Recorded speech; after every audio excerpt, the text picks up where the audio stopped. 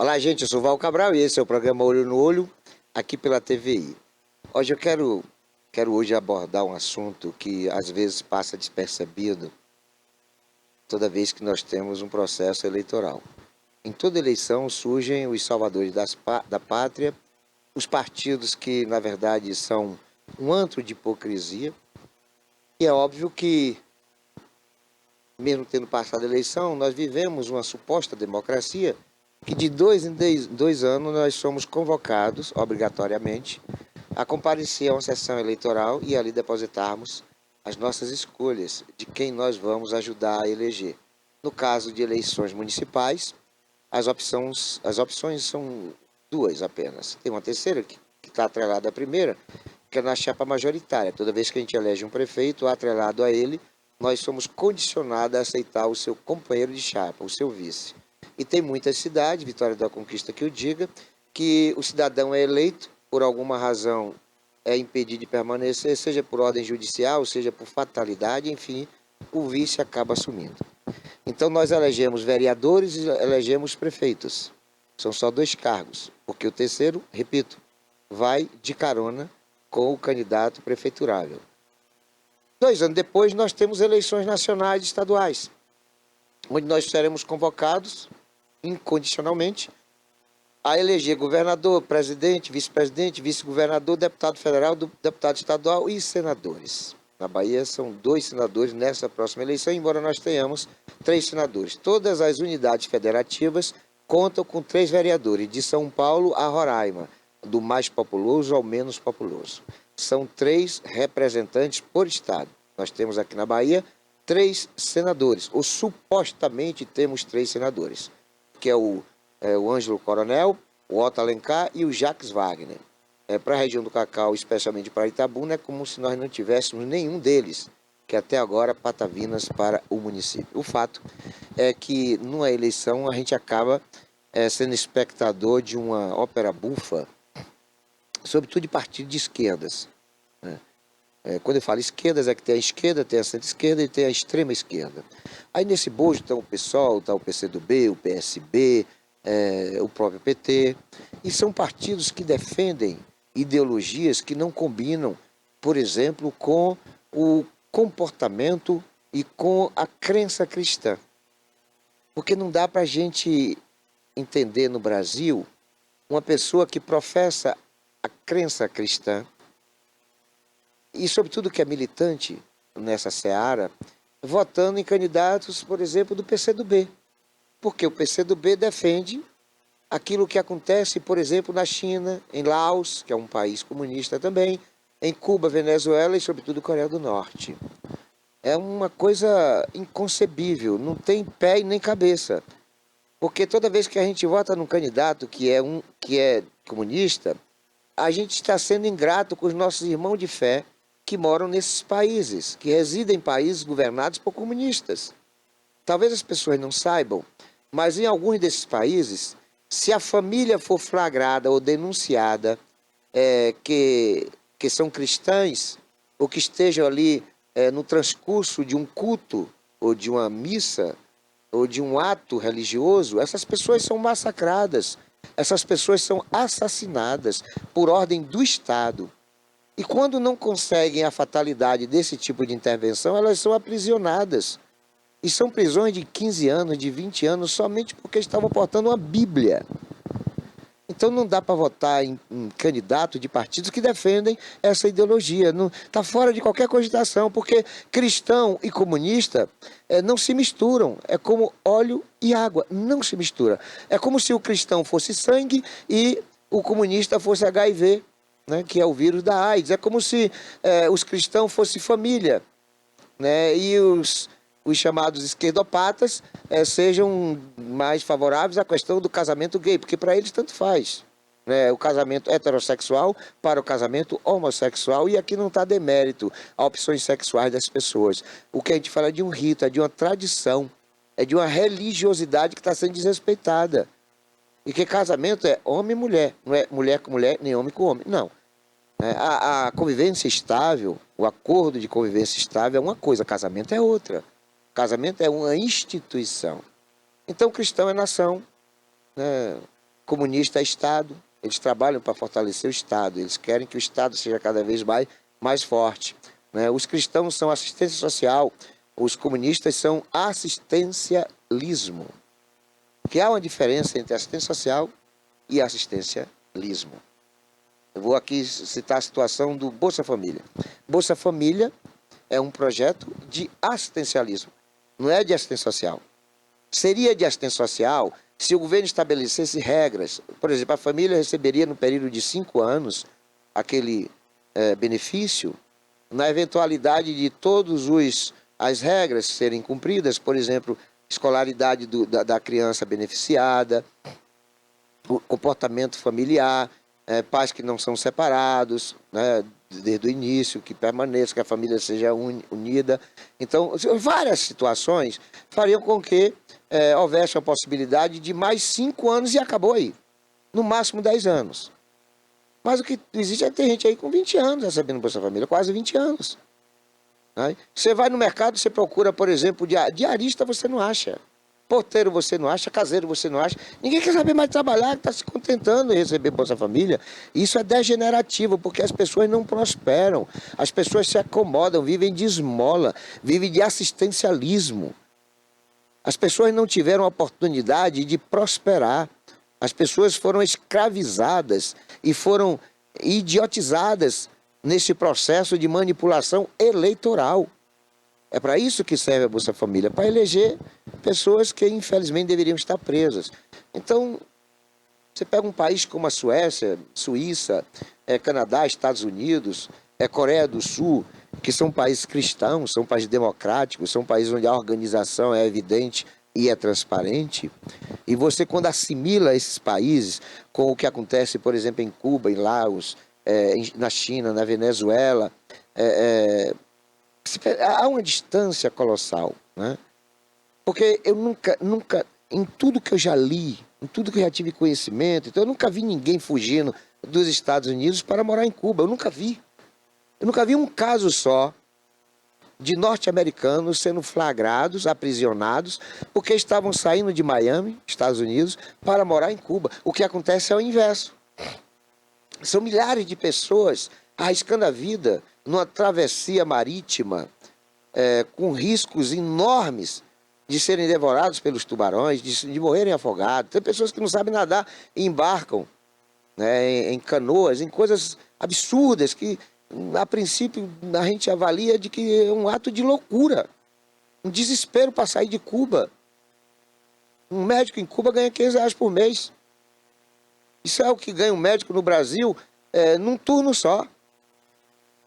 Não dá para entender o que está acontecendo com eleitores brasileiros de não considerar esse fato.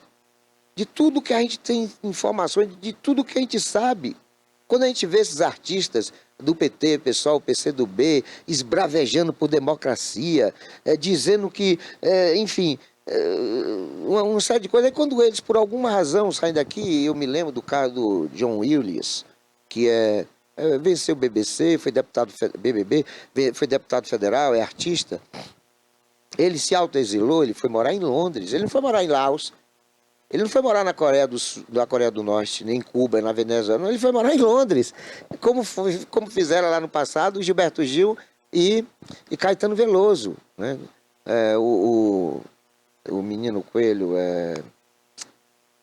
enfim, eles vão para lugares que são antagônicos àquilo que eles defendem. Por exemplo, eles dizem que Cuba é uma maravilha, que Venezuela é uma maravilha, que a China é uma maravilha, mas quando eles saem do Brasil por vontade própria para morar em outro país, eles vão para países capitalistas, países democráticos. Eu nunca vi falar em um cantor, um ator, um jogador, um artista que esbraveja contra partido de centro, por exemplo, contra Bolsonaro, né? Eu nunca vi eles irem para um país que eles defendem. Nunca vi um só indo para Cuba morar. Eles vão lá como parlamentares para ganhar dinheiro do povo brasileiro, para fazer uma visita de 2 semanas e voltam. Eles não moram porque eles sabem que lá não tem possibilidade nenhuma deles morarem, porque eles são hipócritas, sabe? Nenhum comunista do Brasil, nenhum comunista quer morar na Coreia do Norte. Nenhum comunista. Nunca ouvi falar de um só. se deslocando daqui, do país, de qualquer uma das suas 5.570 cidades, para irem morar na Coreia do Norte. Para eles passar 2 meses lá. Eles não vão, porque são cínicos, são hipócritas. Não dá para entender cristão votando em comunista por tudo isso que eu estou falando. Nós precisamos fazer com que o povo brasileiro tenha consciência do que está acontecendo e do que acontece numa campanha. As pessoas que são milionárias, você vê agora mesmo o José Dirceu, que é bilionário, um gangster, roubou muito de dinheiro público. Eu duvido que ele vá querer morar na Venezuela. Duvido. Onde 80% do povo está passando privações, onde tudo é limitado, onde você não tem quase nada em qualidade de vida. Então os caras roubam o dinheiro do povo brasileiro, em vez de ir para Cuba, em vez de ir para a Coreia do Norte, eles vão para Londres. Eles vão para Miami. E aí fica um monte de abestalhados, de inocentes úteis, sabe? Defendendo essas teorias comunistas. Eu nunca votei em comunista, nunca votei. Desde quando eu era estudante, que eu já tinha uma ojeriza enorme, porque eu sabia do cinismo, eu sabia da demagogia dessa gente. Os comunistas, quando eles chegam no poder, eles se revelam realmente comunistas. Mas fora do poder, ou quando não tem partidos coligados a ele no poder, eles começam a fazer carta pela democracia, ato pela democracia, como se nos países comandados por comunistas houvesse a mínima possibilidade de um resquício que fosse de liberdade de expressão. Então não dá para votar em comunista. Eu não voto. Eu sou anticomunista, como eu também sou antipetista. Já votei no PT. Tive a infelicidade de ter votado em Lula 2 vezes. Eu tenho o maior arrependimento da minha vida de ter feito isso. Votei numa coisa aqui chamada Geraldo Cabelo de Pitu uma vez. Tenho o maior arrependimento da minha vida. É porque a gente acaba sendo submetidos a acreditar em coisas que nos falam. E uma campanha política tem uma capacidade extraordinária de persuasão. Porque não é o candidato que está falando, não é a política que está ali se manifestando. Por trás dele tem agências de marketing que editam textos que falam como é que ele tem que se vestir, como é que ele tem que se portar, como é que ele tem que falar. Ele, na verdade, é como se fosse um ator encenando uma peça que foi escrita por pessoas que não são envolvidas diretamente na questão eleitoral. Eles foram contratadas, essas pessoas foram contratadas para fazer dissimulações, apresentar para o grande público um candidato que verdadeiramente não é aquilo que ele está se dizendo ser. E a gente vê muito isso, porque todos são bons perante aquela peça que está sendo encenada. Você não vai ver um político ruim, todos são excepcionalmente maravilhosos para chegar até o poder. Aí num processo amnésico, aquela coisa do esquecimento, do lapso de memória, parece que todos os políticos sofrem da doença alemã, que é o mal de Parkinson. Não, mal de Parkinson não. Me deu um lapso aqui agora. Me pareceu que agora eu sou político, eu esqueci, né? Mas eu vou lembrar.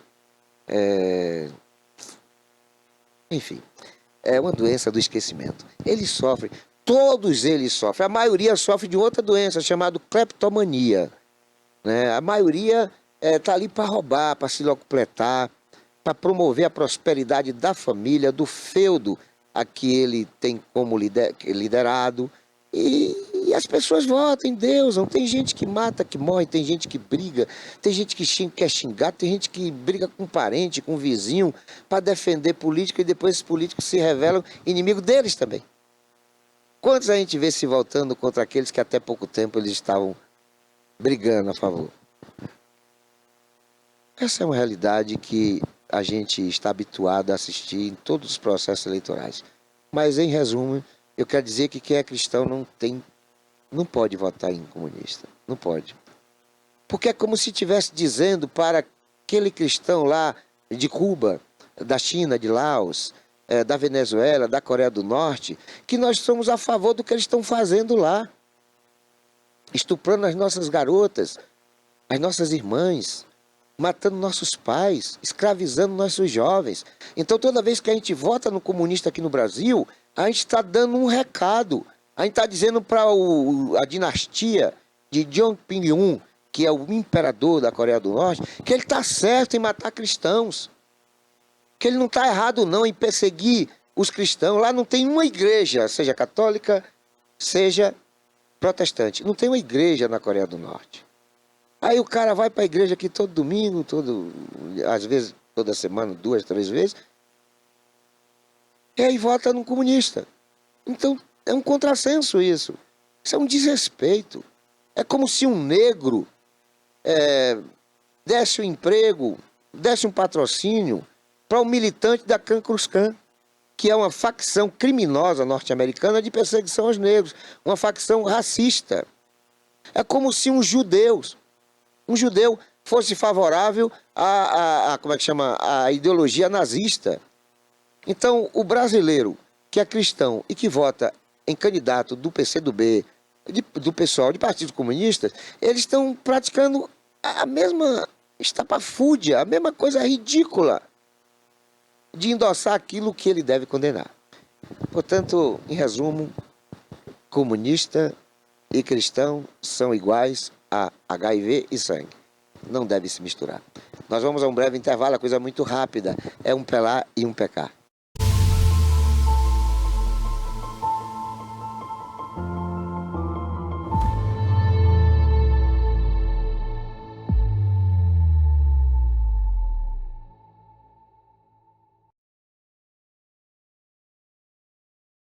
Criada em 2005, a TVI se tornou a primeira emissora de TV por assinatura fora do eixo Rio-São Paulo, transmitida pela operadora TV Cabo para mais de 40 mil espectadores em Itabuna e Ilhéus. Com uma programação 24 horas no ar, a TVI chegou a fazer 6 horas de programação local diária ao vivo, revelando talentos para a televisão baiana. Inserida na Lei do Cabo, a TVI passou a integrar o seleto grupo de TVs com programação qualificada junto à Ancine e contribui com a capacitação do mercado audiovisual da Bahia para a captação de recursos para a produção de minisséries, reality shows, documentários e outros produtos de entretenimento para as mais variadas plataformas. Equipada com estúdios de áudio e vídeo e modernas ilhas de edição, a TVI também está preparada para trabalhar no jornalismo factual local, inclusive utilizando sua unidade móvel SDNG. Passando agora por uma reestruturação, a ação programadora detentora do canal TVI se prepara para transformar o sul da Bahia em um polo de teledramaturgia, movimentando o mercado do audiovisual da Bahia. TVI é da Bahia, é da gente.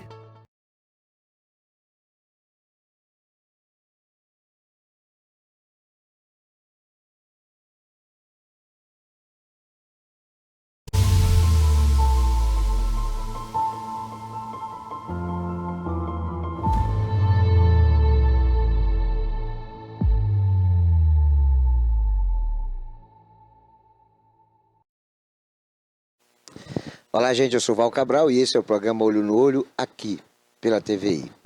Olha, eu quero falar neste bloco de 2 tipos de patologias que são terríveis no comportamento humano.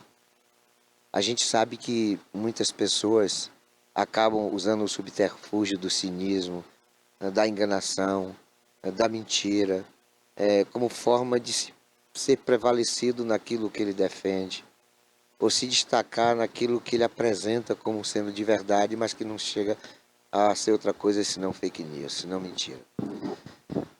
Nesse contexto, existem alguns indivíduos que são terríveis, porque eles têm isso como uma patologia incurável.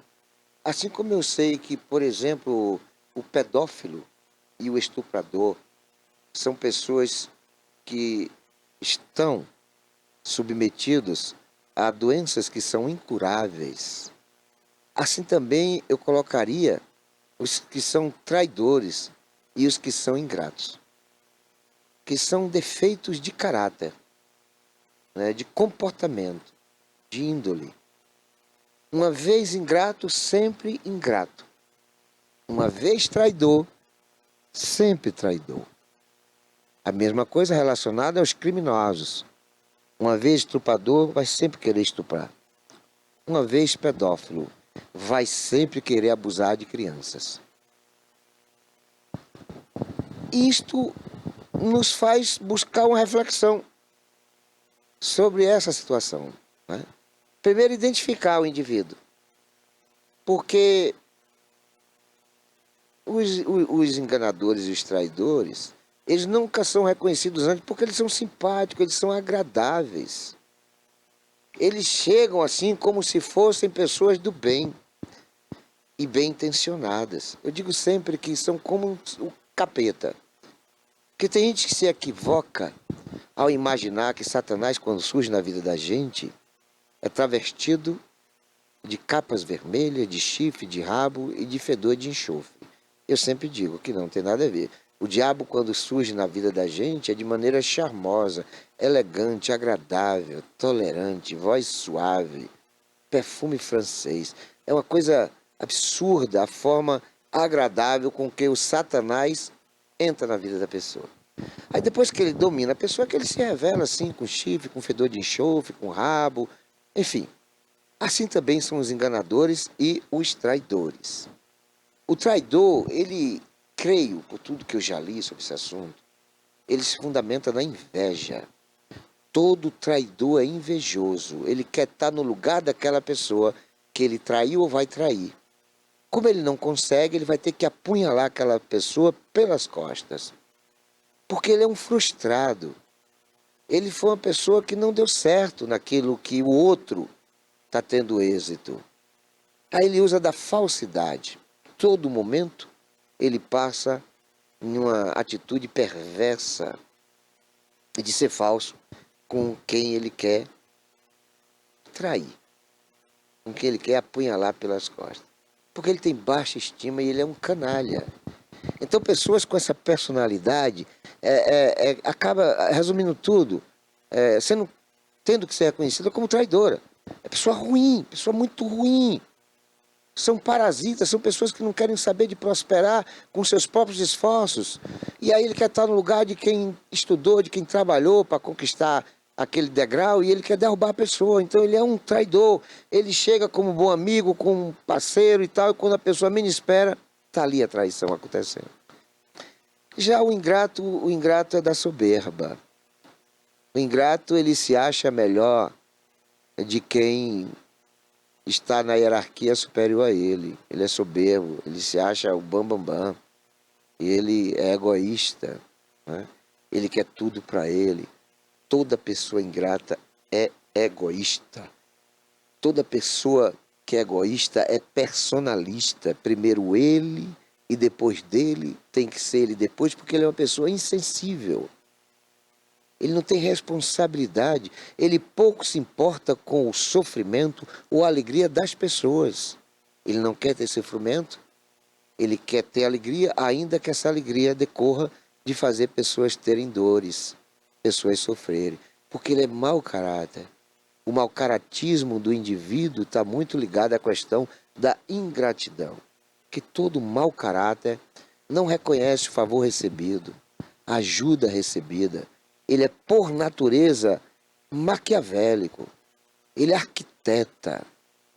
Ele faz com que a sua vítima tenha nele uma solução para um problema, quando, na verdade, ele é a ampliação do problema. Porque, como eu dissera antes, ele é egoísta, ele é personalista, ele é egocêntrico. Todo ingrato tem esse tipo de perfil. Por mais que nós queiramos, às vezes, até achar que fomos facilitadores, que o problema teve nós como causa, o fato é que toda pessoa ingrata se aproveita da nossa facilitação, da nossa sinceridade, da nossa amizade, assim como o traidor. E todo traidor é ingrato. E todo ingrato é traidor, embora traição e ingratidão tenham perfis distintos, né? Mas muito dificilmente você vai ver um traidor que não seja invejoso e ao mesmo tempo soberbo. Muito dificilmente você não vai ver um ingrato que não seja egoísta, mas ao mesmo tempo uma pessoa frustrada. Uma pessoa personalista, mas ao mesmo tempo uma pessoa fracassada. Uma pessoa desumanizada e ao mesmo tempo uma pessoa perversa. Então são defeitos de caráter que acaba colocando no mesmo cacho de bananas podres frutas ruins, frutas que não prosperarão. Porque, por outro lado, o ingrato não tem como ele se desenvolver. Porque mais cedo ou mais tarde, ele vai ser desmascarado. Não tem, sabe, o ingrato e o traidor, eles não têm vida longa. Porque mais cedo ou mais tarde, alguém vai ser vítima. E as coisas não podem ser escondidas. E eu tenho uma concepção de que, por exemplo, para eu não gostar do traidor, para eu não querer uma relação amistosa, uma relação de confiança com o traidor, a pessoa não precisa me trair. Basta eu saber que ela traiu uma outra pessoa, ainda que essa pessoa eu nem conheça, porque eu já vou ficar desconfiada dessa pessoa. E você manter uma relação de desconfiança não é saudável. Por isso que a gente tem que isolar esse tipo de gente. Nós não precisamos ficar inimigas dessas pessoas. Mas nós não podemos dar confiança. Porque quem trai uma vez, trai tantas quantas vezes forem possíveis. A pessoa que é ingrata com uma pessoa é ingrata com todas que surgirem em sua existência. Porque é uma questão de índole. Está lá no âmago, está dentro dele. São males que às vezes a própria pessoa não consegue controlar. Ela está tão habituada a esse comportamento de ingratidão e de traição que para ele é normal. Para esse tipo de gente é normal ser traidor. Assim como o estuprador acha normal o momento em que ele está estuprando. Na cabeça do pedófilo, abusar de uma criança não é crime. Pois na cabeça de um traidor e de um ingrato, a situação é igual. Então nós temos que ter cuidado com as pessoas. Nós não podemos confiar nas pessoas deliberadamente. As pessoas, para merecerem nossa confiança, têm que ter uma convivência. Tem que ter toda uma avaliação e pesquisa da vida pregressa dessa pessoa, que é para a gente não ir aprofundando-se na relação e a gente acabar falando coisas que não sejam ilícitas, mas que sejam íntimas, que sejam próprias da pessoa. Às vezes você tem um assunto para lidar com alguém, que é um assunto que fica, no mínimo, vexatório sair daquele ambiente. Mas aquela pessoa que ouviu o segredo ou a sua particularidade não vai perder nenhuma oportunidade no primeiro momento de adversidade, de intriga, de briga entre ambos, soltar aquilo que lhe pertencia de segredo. Então, confiar em pessoas é difícil, porque as pessoas não sabem distinguir o que é ser do que é ter. Quando as pessoas gostam da gente pelo que a gente tem, essas pessoas, elas são voláteis. Elas são pessoas de hoje, mas não são pessoas de amanhã. Elas são pessoas de estarem conosco nos momentos legais, nos bons momentos. Mas naquelas circunstâncias de dificuldade, essas pessoas simplesmente somem. Porque elas, na verdade, não eram nossas amigas. Elas eram amigas do que nós possuíamos e que poderia as beneficiar. Então, quando você tem um amigo de verdade, quando você cai doente, esse amigo se compadece e se oferece para, dentro das suas possibilidades e limitações, poder fazer socorro, poder ajudar. Mas aqueles amigos que só querem, por exemplo, lhe usar, lhe explorar, abusar da sua confiança, essas pessoas são dispensáveis em nossas existências, porque elas não são verdadeiras. Eu tenho amigos que são prosa ruim. Eu tenho amigos que são chatos pra caramba, sabe? Mas eles são verdadeiros. É porque eles não sabem colocar as palavras, né? E aí eles falam aquelas coisas que desagradam. Mas quando a gente vai fazer uma reflexão sobre as suas manifestações, a gente vai perceber que eles estavam querendo nos orientar para um caminho melhor. Ele é que não soube falar aquilo. Isso acontece muitas vezes com os pais, com as mães. Quando os filhos estão, sabe, cometendo negligências, a bronca vem e às vezes as palavras são ásperas, né? Na ansiedade de fazer as coisas funcionarem bem, os pais escorregam, né, no vocábulo e acabam machucando. Os amigos também incorrem nessa possibilidade de não saber manifestar sua opinião, suas críticas. E críticas são importantes em nossas vidas. Eu, há mais de 3 décadas, eu trabalho com rádio e eu sempre fiz programas querendo ouvir críticas. Eu gostava mais do ouvinte ligando para fazer observações críticas do que elogiando. O elogio é bom porque nos afaga o ego, a gente se sente mais comprometido, né, em não decepcionar os nossos telespectadores e os nossos ouvintes. Mas as críticas, elas são melhores porque elas nos ajudam ao aperfeiçoamento do trabalho da gente, da conduta da gente. Então eu fico muito, mas muito agradecido quando as pessoas se dirigem a mim para fazer alguma observação para que eu melhore o meu comportamento ou as minhas atividades. Porque efetivamente as pessoas parecem terem mais preocupação comigo do que aquelas que me elogiam. Que as que me elogiam são minhas amigas, até gostam de mim, mas não querem, tipo assim, mostrar o que efetivamente pode melhorar, o que está ruim no meu trabalho, nas minhas falas, na minha conduta. Porque são pessoas que gostam tanto de mim que não querem me desagradar, não querem me entristecer. Mas as coisas não devem funcionar por aí. Porque eu sou muito chato. Eu sou muito chato. Porque quando eu vejo um amigo cometendo erro, eu chamo essa pessoa. Eu vou contar um episódio muito rápido. Tem um professor que ele falou numa sala de aula, uma pessoa minha, né, na época tinha 11 anos, uma garota de 11 anos, e o professor numa sala de aula disse que namorar escondido era gostoso, né? Que safadeza era bom e tal, e ela chegou em casa indignada, na época ela tinha 11 anos.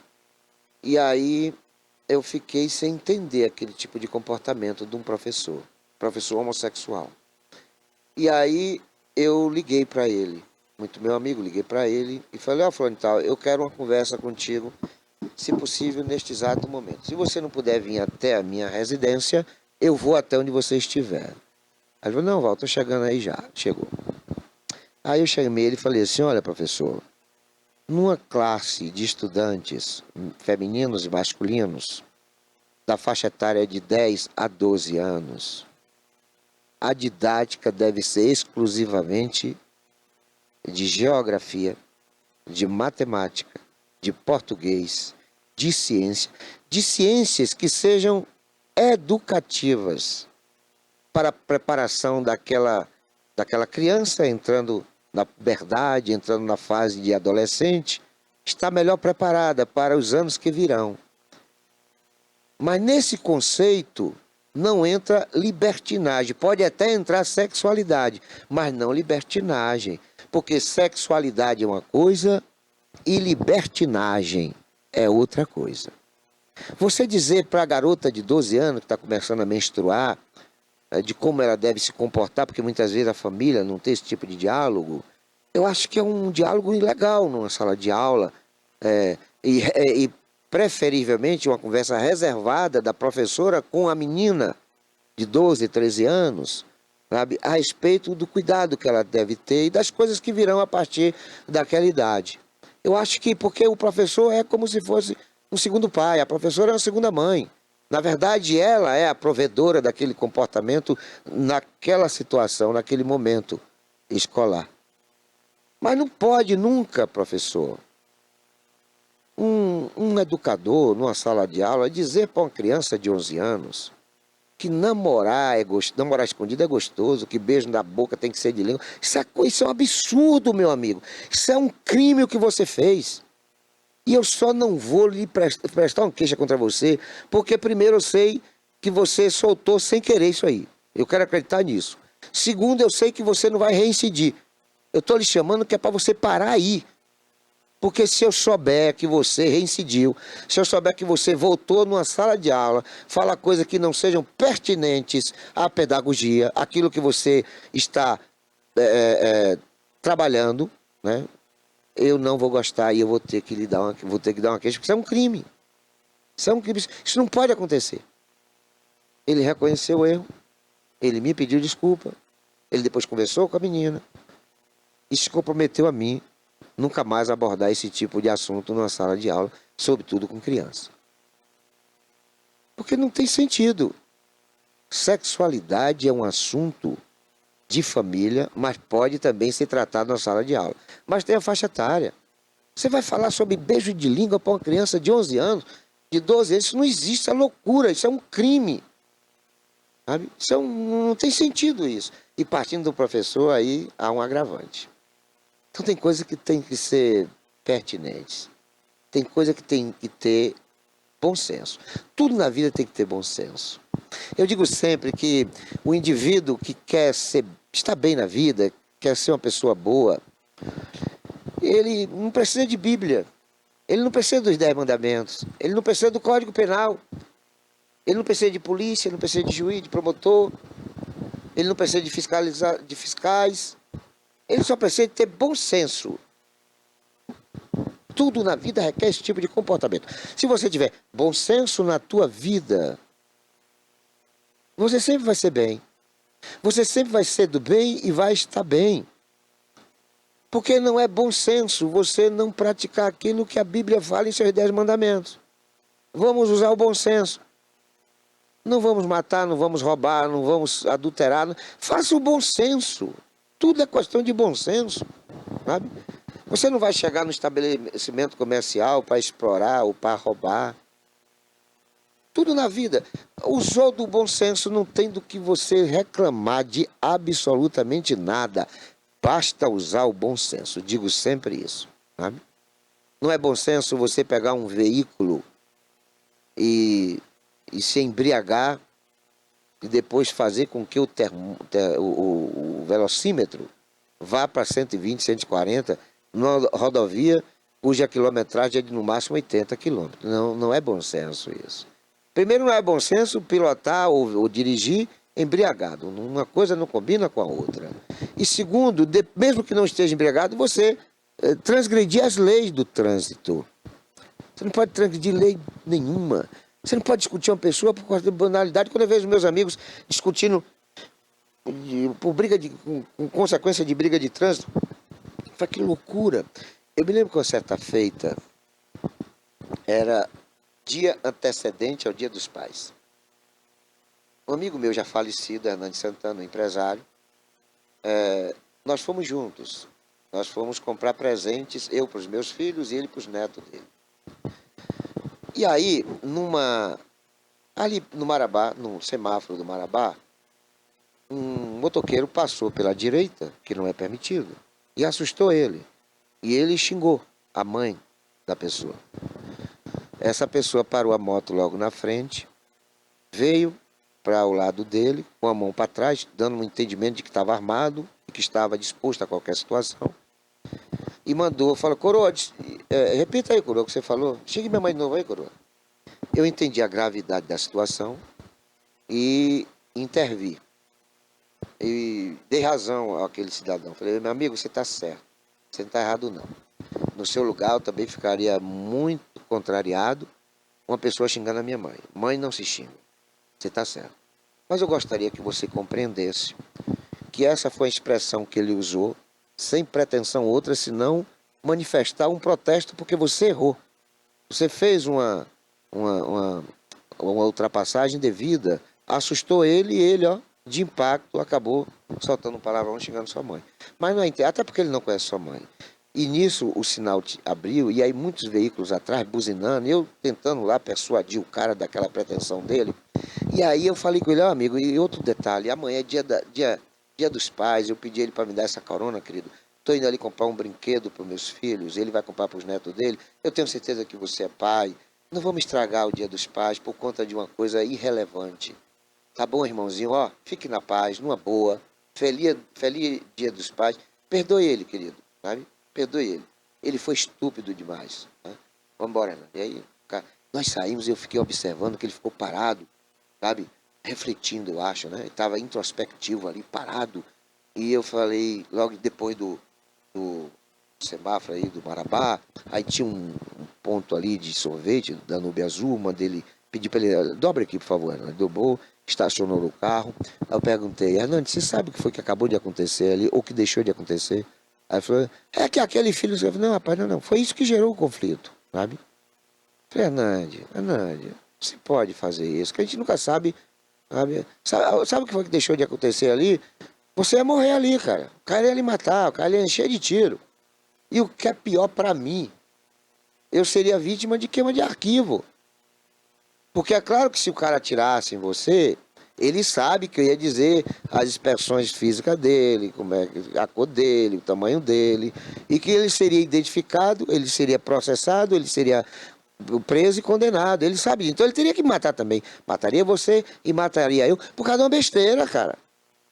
Briga de trânsito é coisa besta. A gente não pode se envolver nisso, Hernani. Pronto, então, faltou o bom senso ali.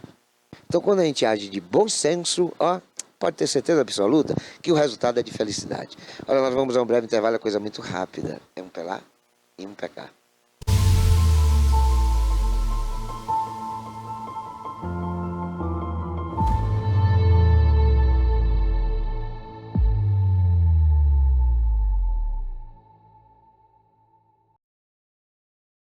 Criada em 2005, a TVI se tornou a primeira emissora de TV por assinatura fora do eixo Rio-São Paulo, transmitida pela operadora TV Cabo para mais de 40 mil espectadores em Itabuna e Ilhéus. Com uma programação 24 horas no ar, a TVI chegou a fazer 6 horas de programação local diária ao vivo, revelando talentos para a televisão baiana. Inserida na Lei do Cabo, a TVI passou a integrar o seleto grupo de TVs com programação qualificada junto à Ancine e contribui com a capacitação do mercado audiovisual da Bahia para a captação de recursos para a produção de minisséries, reality shows, documentários e outros produtos de entretenimento para as mais variadas plataformas. Equipada com estúdios de áudio e vídeo e modernas ilhas de edição, a TVI também está preparada para trabalhar no jornalismo factual local, inclusive utilizando sua unidade móvel SDNG. Passando agora por uma reestruturação, a ação programadora detentora do canal TVI se prepara para transformar o sul da Bahia em um polo de teledramaturgia, movimentando o mercado do audiovisual da Bahia. TVI é da Bahia, é da gente.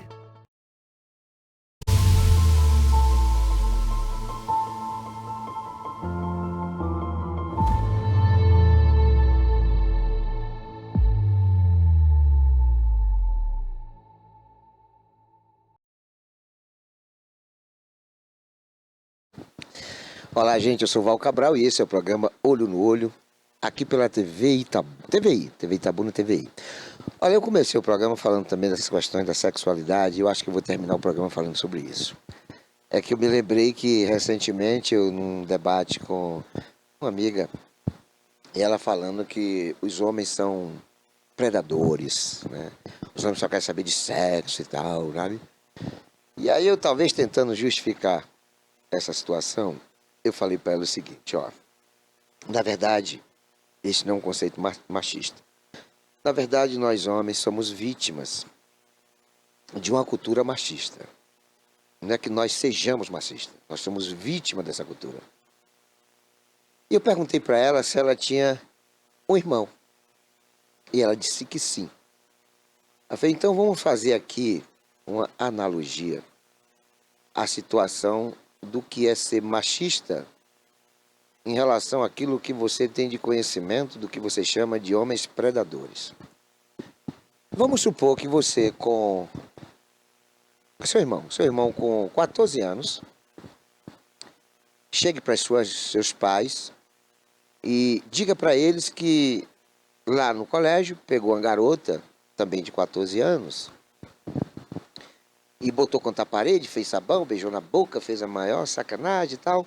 E qual é o sentimento que você acha que seus pais teriam? Né? Ela ficou sem me responder, e aí eu ousei responder por ela. Falei, ó, seus pais ficariam alegres, seus avós ficariam mais alegres ainda.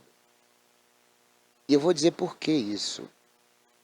Porque o grande temor dos avós e dos pais na questão do filho, sobretudo masculino, é a questão da homossexualidade. Nenhum avô quer um neto gay, nenhum pai quer um filho gay, até se adaptam, aceitam, porque não tem outra forma também, né, de convivência. Mas eles não querem, não querem. E não querem por uma questão de homofobia, de discriminação, de preconceito, é porque a sociedade, infelizmente, ainda é preconceituosa em relação ao comportamento homossexual. Por exemplo, uma pessoa masculina numa praça beijando uma pessoa feminina é lúdico, é um negócio bonito, sabe?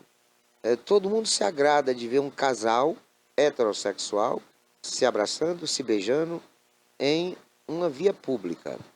Agora imagine um homem beijando um homem ou uma mulher beijando uma mulher em via pública.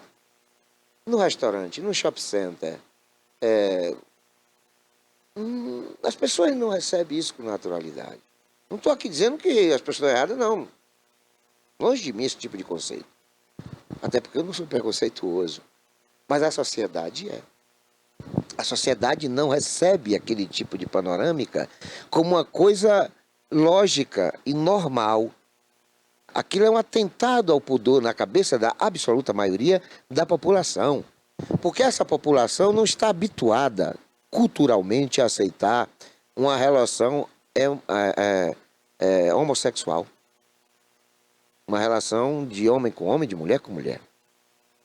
O que as pessoas querem é ver uma relação amorosa, romântica, envolvendo homem com mulher.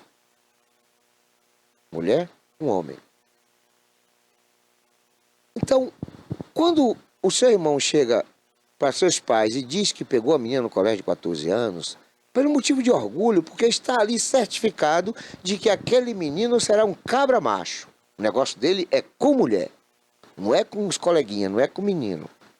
Então é uma coisa de afirmação, porque os pais e avós não querem que o menino sofra essa discriminação que está na cultura do povo brasileiro, ou da maioria absoluta do povo brasileiro.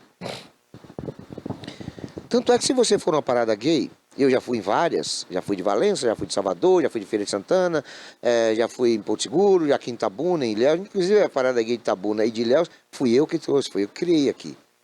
Então se tem uma coisa que está longe de mim, essa questão de preconceito, a questão homossexual. Estou falando uma coisa que é fato. Então, os pais daquela moça ficariam orgulhosos por esses fatos. Os fatos relacionados ao preconceito, à discriminação da maioria absoluta da população contra os homossexuais. Tanto que numa parada gay, é o que eu queria falar isso, que menos você vê gay. A parada de homossexuais, de gay, a parada gay, né, da diversidade de Salvador, dá 200 a 300 mil pessoas. Se tiver 40 mil gays é muito. A grande maioria é de heterossexual. Famílias, inclusive crianças, pessoas idosas, participam da parada gay. Aqui em Itabuna a parada gay era na Cinquentenário, nós tivemos que mudar para Aziz Marom, porque já não cabia mais, né, de tanta gente na Cinquentenário. A Cinquentenário ficou pequena para a parada gay.